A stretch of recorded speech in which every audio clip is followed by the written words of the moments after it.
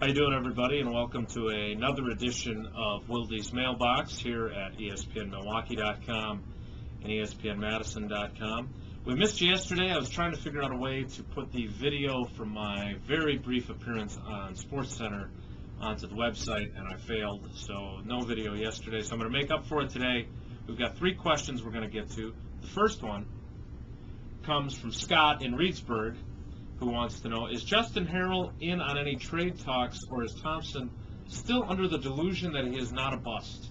If so, what could we get for this waste of space in trade value?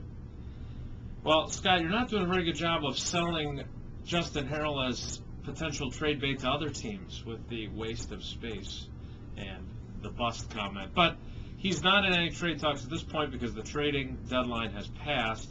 The Packers, you want to call it a delusion, the Packers still hold out some measure of hope that he'll get his health issues under control and still be able to be an effective player in their scheme. Now, they've been very fortunate in that Johnny Jolly, who they essentially didn't see as a starter this year. They thought B.J. Raji would come in and be the starter at that left end spot, has been as good as he has. In fact, he's been very good. And so Justin Harrell, I have to be honest, until you sent that email, he was very much an afterthought in my mind. I hadn't thought about him in quite a while. So I think they'll probably take him to camp. If he doesn't show anything, I think he'll be released, and that'll be the end of the Justin Harrell era, which was obviously very disappointing. Our second question comes from Jake. I hope you can help me out with 2 questions. A hot topic around the Yule log this year was Jermichael Finley and the fact that his jersey looks different from everyone else.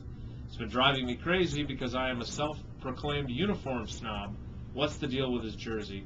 Also, do you know the meaning behind Aaron Rodgers and his touchdown celebration? Is he putting on a belt? What is that? Well, you're right on both counts. First of all, that is a belt. He's doing kind of the championship belt thing, and he's very proud of the fact that it's catching on. I think that I saw it in a Oregon State game against Oregon in the Civil War when Jacquizz Rodgers scored a touchdown. He did it. Rodgers thinks he's the originator of that move, and he's very excited that it's catching on. The Finley question, there's been a few other players who have worn these jerseys as well. They're kind of a new age, futuristic, tight-fitting jersey that the players are able to wear. It started out in practice a couple years ago where the NFL was testing them out. They're a tighter material. The players feel like you can't grab onto them as much if you're an opponent. So Finley's been one of the test cases with it, but it's very high-tech, top secret. But yes, there are a few players around the league who are actually wearing these. I think Nick Barnett actually tried one out recently as well. And our last question comes from Abby, who has a more general football question. I'm wondering why the football is not always placed in the same spot. Like sometimes it's off farther to one side, and sometimes it's pretty much in the middle. Does it depend on the previous play?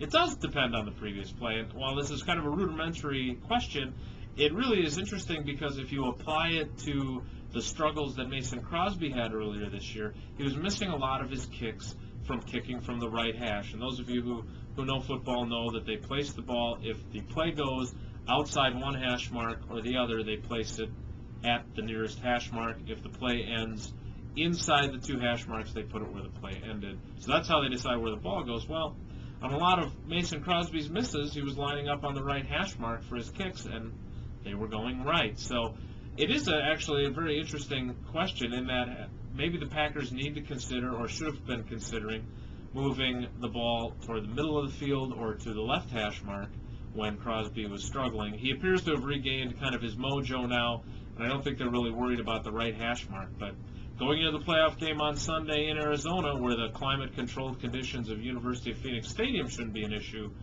we'll have to see exactly how Mason Crosby kicks and how he kicks from that right hash mark. That's it for today. We'll be coming at you from University of Phoenix Stadium. I feel like I said that about a week ago today. After the Packers' wild card playoff game against the Cardinals. We'll be back in the press box there. They won't be changing it over to the Fiesta Bowl field or anything this time around. So if you want to get your questions in after the game, make sure you send them either via email or via Twitter. My email address, again, is jwilde at either ESPNMilwaukee.com or ESPNMadison.com. And if you can get that question in 140 characters or less, you can always use the Twitter. Thanks for tuning in here on Friday, and we will see you from Arizona.